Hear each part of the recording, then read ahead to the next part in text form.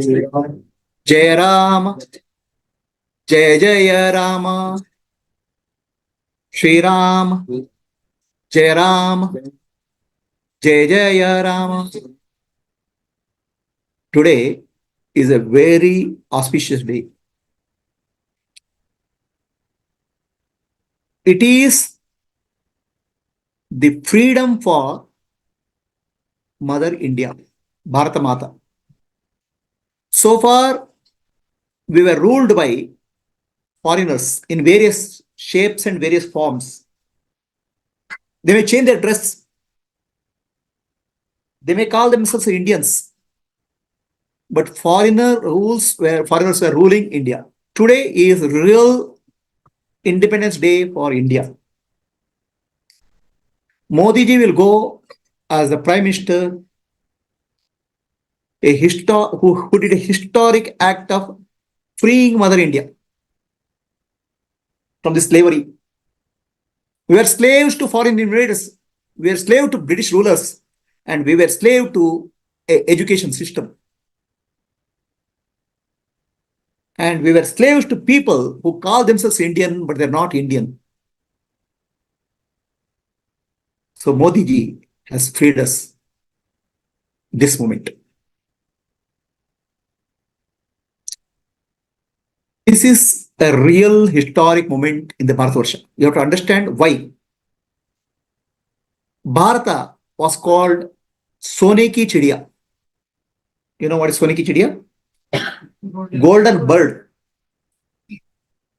Up to 16th century, India was accounting for more than 40% of the world GDP. Very richest country. It is gold. It's called Sone ki Chidiya. That's why all foreigners were attracted to India and they were attacking India.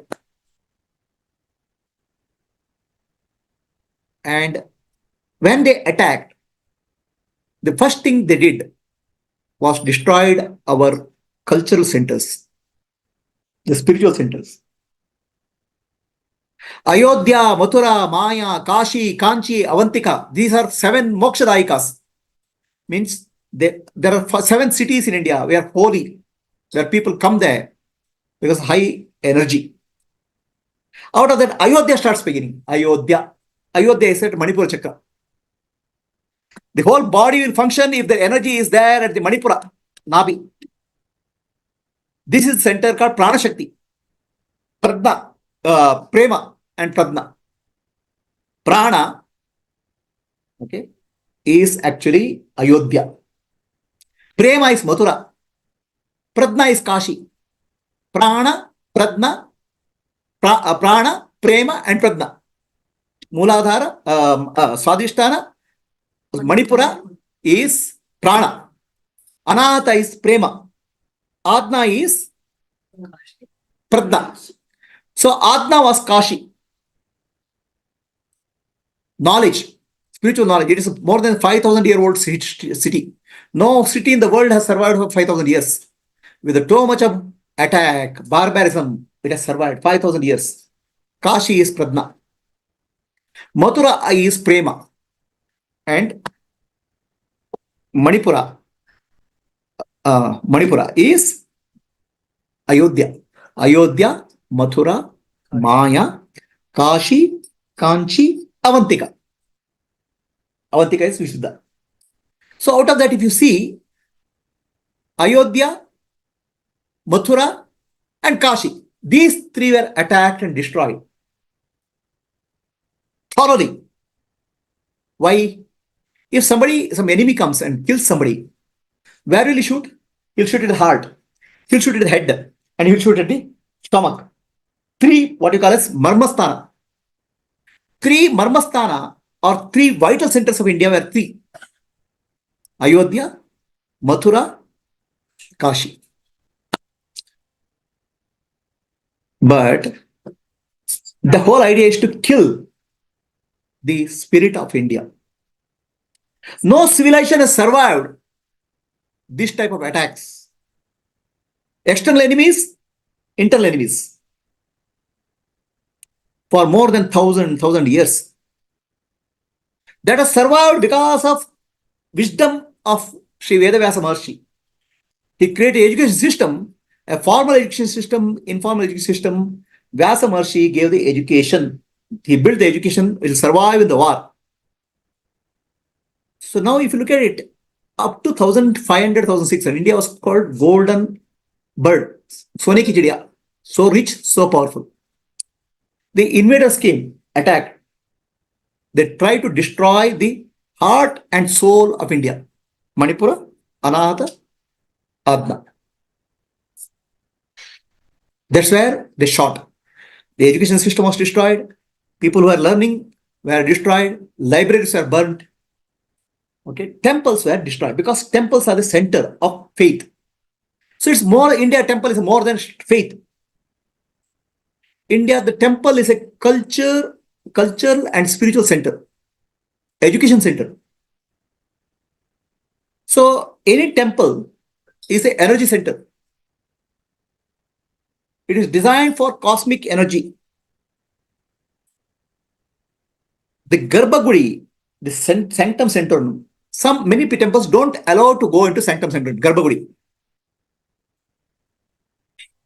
It is not because of any other reason.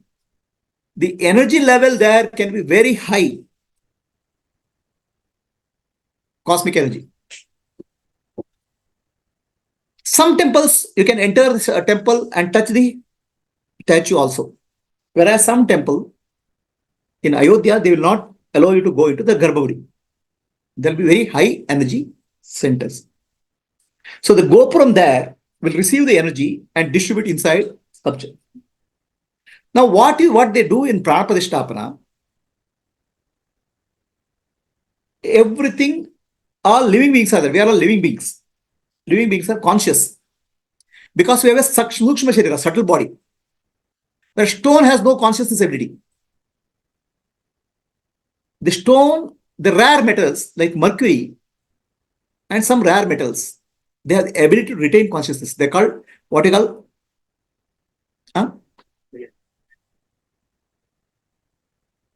that's what is called. It is the memory system. So that cosmic energy is held in that subtle body with the right moment, when the muhurtam is, there's a muhurtam, when there's a right mantra, it will be a small window. At that time, consciousness enters into the body, subtle body. So that will be retained in then that Vigraha becomes living. And when Vigraha becomes living, Paramatma, who is Nirakara Nirguna, will become Sakara Saguna. He'll open his eyes. That is the time, is the first moment of darshan. Now, unlike a child which opens his eyes, who is born, child is confused. He doesn't know why, what I am here. He'll start crying. It's afraid. Fear comes. Whereas Archa Vigraha, this is called Avatara. When it enters into child Vigraha, it's called Archa Avatara. Suddenly, the Vigraha becomes conscious.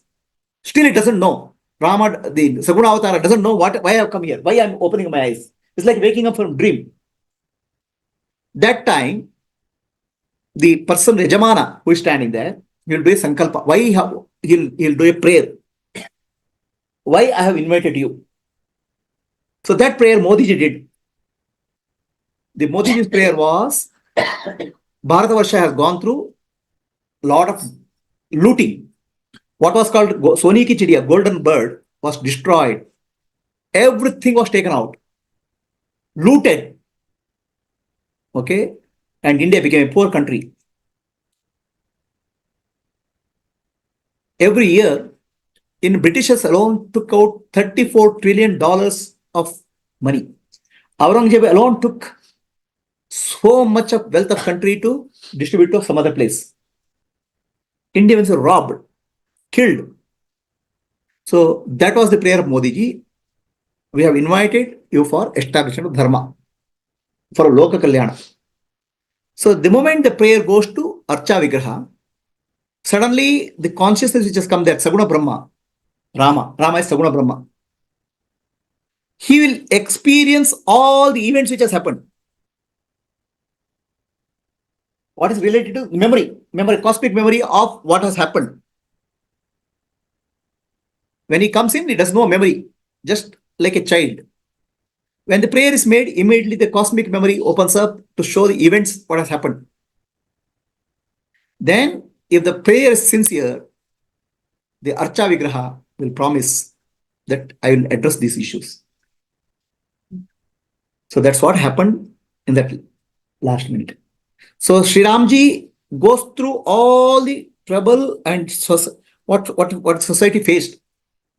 In a few seconds, he'll go through everything. And okay, understood. Okay, this is what is required. So that was the moment of Prana Pratishtapana. So we have witnessed a very rare, or not rare, impossible event in the history of humankind. From this day, things will change. A lot of things will change. Okay. So Rama has come in the form of Archavatara to Ayodhya. Bhagavan Ram. Unlike other temples, there's Lakshmi temple, Ganesha temple. Rama is Dharma. And Rama consciousness, Dharma consciousness is there deep in the Indian society. Dharma is not for any benefit. Dharma is life. That's why Dharma Avatara, Rama has come. So that's what we have witnessed. Any questions?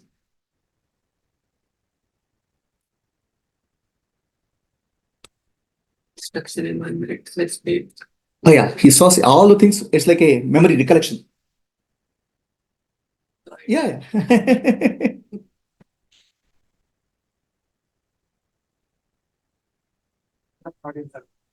So, ಅವರು ಕೂಡ ತುಂಬಾ rituals ಎಲ್ಲ it is not easy to make a sculpture of this quality.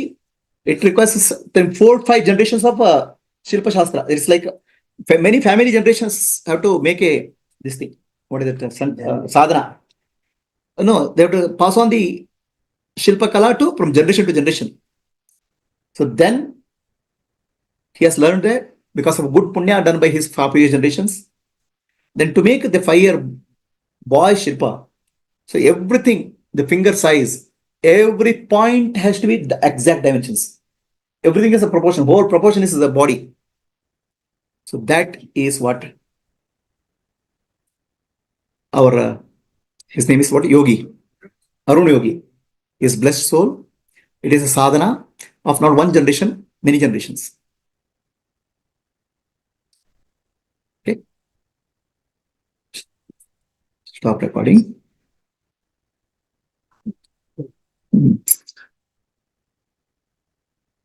Before the invaders came, Hmm. Rama was there. Oh yeah. Yeah. It was, see what happens. Okay. The question is, Rama was there. What happens is why the invaders came, why they attacked. So what happens is the dharma over a period of generations will be wrongly understood, misunderstood. That's what is called the glani. Glani means dharma gets covered, downfall. It's human society understood in wrong way. Okay, it's a different way. For example, there are 2 types of dharma. Swadharma, what is called Samanya Dharma and Vishesha Dharma. Vishesha Dharma is what I have to do for society. Now people get confused about dharma, what is right, and they start doing wrong things because you know the thing is right, thinking that's right.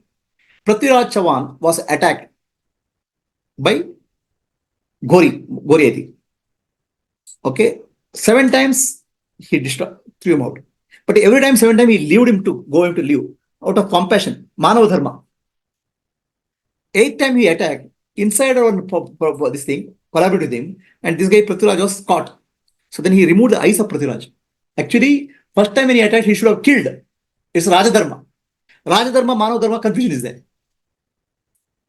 So when dharma confusion happens, you may think that you are doing dharma, but you may do the adharma. So what happens? Dharma starts going down. Then it will be, society will be vulnerable. Then again somebody comes and asks for upliftment. Okay.